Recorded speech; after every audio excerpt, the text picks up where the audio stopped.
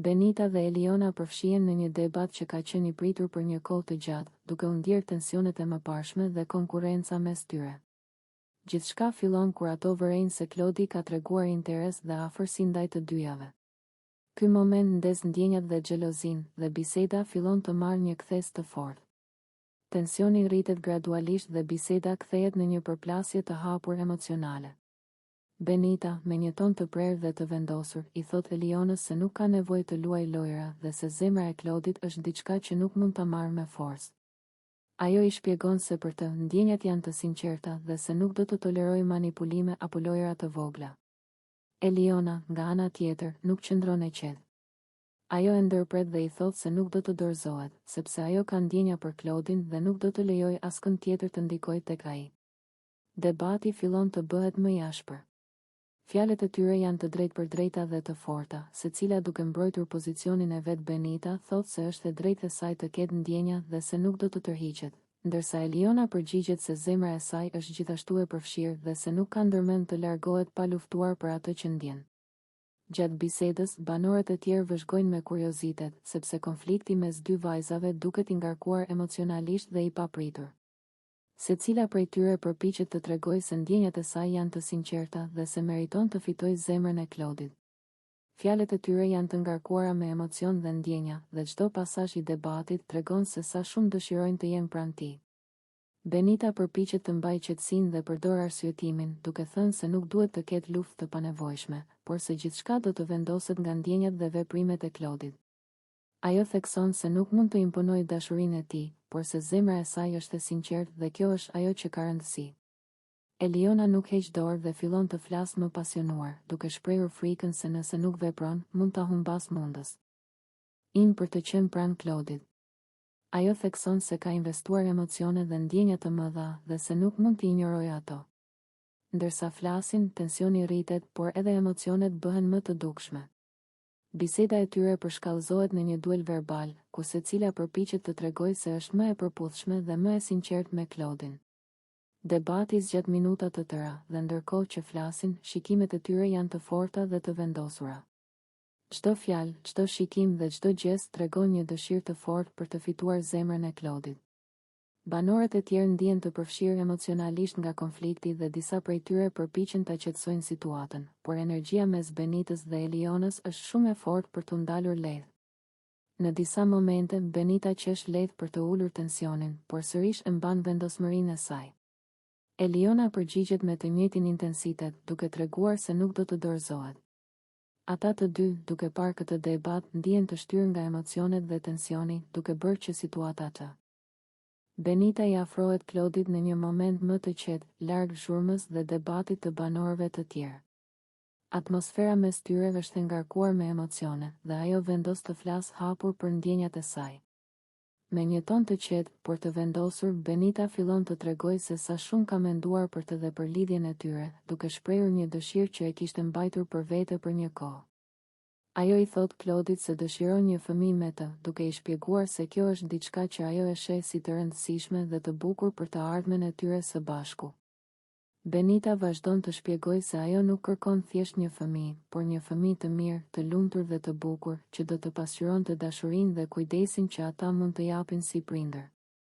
Ajo i thot Klodit se kjo dëshirë nuk është thjesht një impuls momental, por diçka që e ka menduar seriozisht dhe që për të ka kuptim të thellë. Përmes fjalëve të saj, duket e qartë se Benita po përpiqet të tregojë se ndjenjat e saj janë të vërteta dhe të sinqerta, dhe se ajo ka shpresë që Klodi do ta kuptojë rëndësinë e këtij mesazhi. Kur flet për këtë dëshirë, Klodi qesh. Qeshja e tij nuk është e ftohtë apo përbuzëse, por duket si një reagim i lehtë, i habitur nga sinqeriteti dhe hapësira që Benita ka zgjedhur për ta shprehur. Ai nuk e ndalon, por vazhdon të dëgjojë, ndërsa Benita shpreh emocionet e saj me intensitet. Ajo tregon se për të, kjo është një ëndër e bukur dhe se i ka ardhur koha ta ndajë me dikë që do dhe i beson. Benita shkon edhe më tej, duke folur për të ardhmen dhe për momentet që ajo imagjinon se mund të kalojë së bashku me Klodin dhe një fëmijë. Ajo përmend se dëshiron një familje të vogël, të ngrohtë, ku ka respekt, dashuri dhe përkujdesje. Ajo thot se kjo nuk është një kërkesë për tani, por një vizion që e ka në zemër dhe që për të ka një rëndësi të madhe. Ndërsa Benita vazhdon, Klodi duket se është i përqendruar dhe i habitur nga sinqeriteti i saj.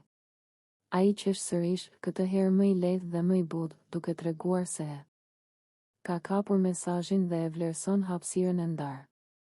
Reagimi i tij i bën të dy të ndihen më afër dhe krijon një moment të veçantë, ku fjalët, emocionet dhe shikimet ndërthuren dhe bëjnë që koha të duket e ngadalë.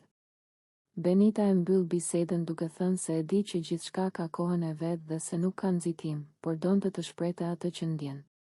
Qeshja e Klodit mbetet aty si një shenjë e mirëkuptimit dhe e një reagimi të ndershëm, dhe atmosfera mbetet e ngrohtë dhe e qetë, duke lënë pas tensionet e ditëve të mëparshme. Ky moment kthehet në një nga bisedat më të gjatë dhe më të ndjeshme mes tyre, duke treguar afërsi, emocion dhe besim që krijohet vetëm në marrëdhënie të sinqerta.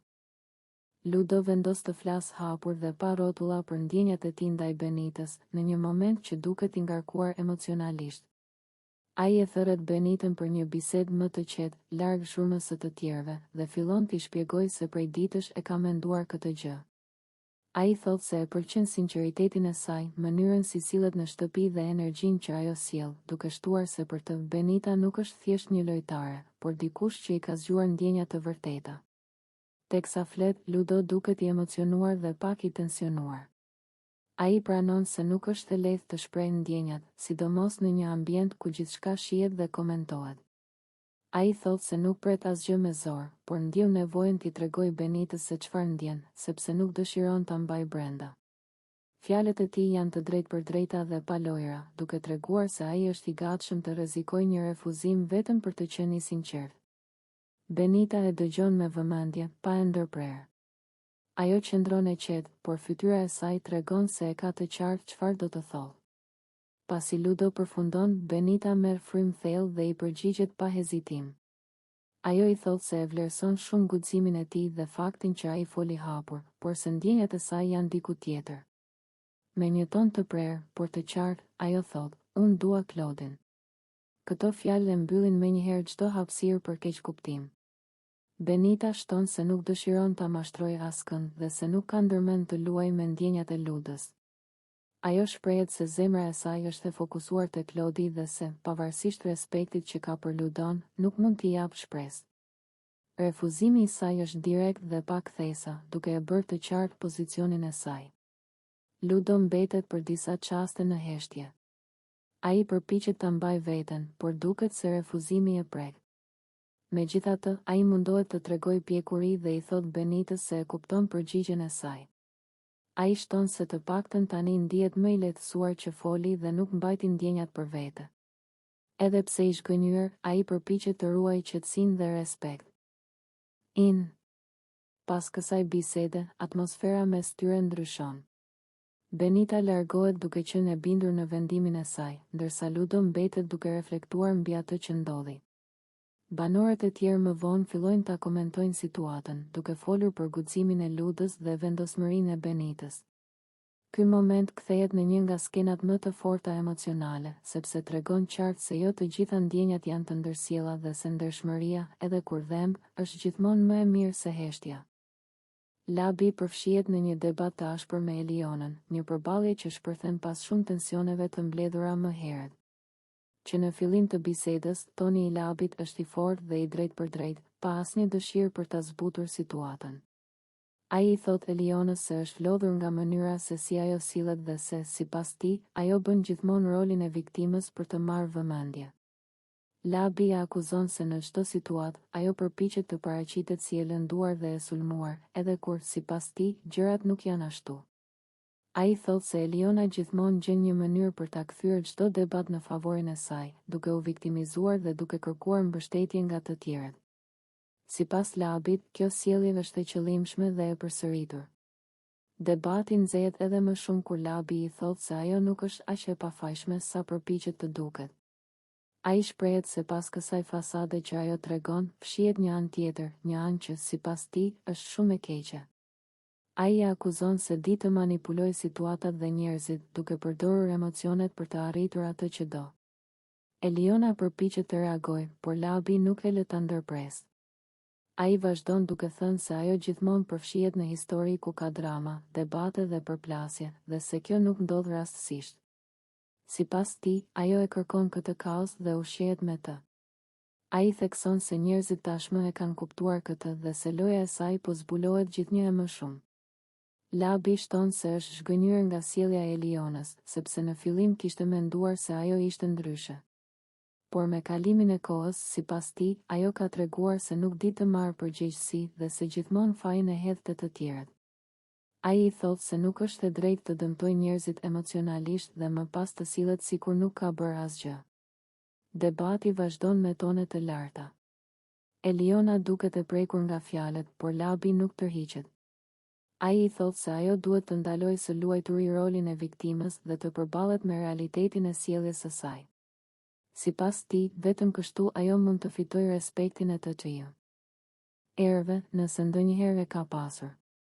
Në fund, Labi e mbyll debatin duke thënë se nuk ka më durim për dramat e Elionës dhe se nuk dëshiron të përfshihet më në lojrat e saj emocionale. Ai e bën të qartë se për të, ajo nuk është ajo që përpiqet të duket dhe se maska e saj ka rënë. Pas këtyre fjalëve, mes tyre mbetet një heshtje e rënë, ndërsa tensioni vazhdon të ndihet fort në ambient, duke e kthyer këtë debat në një nga momentet më të forta dhe më të gjata të ditës.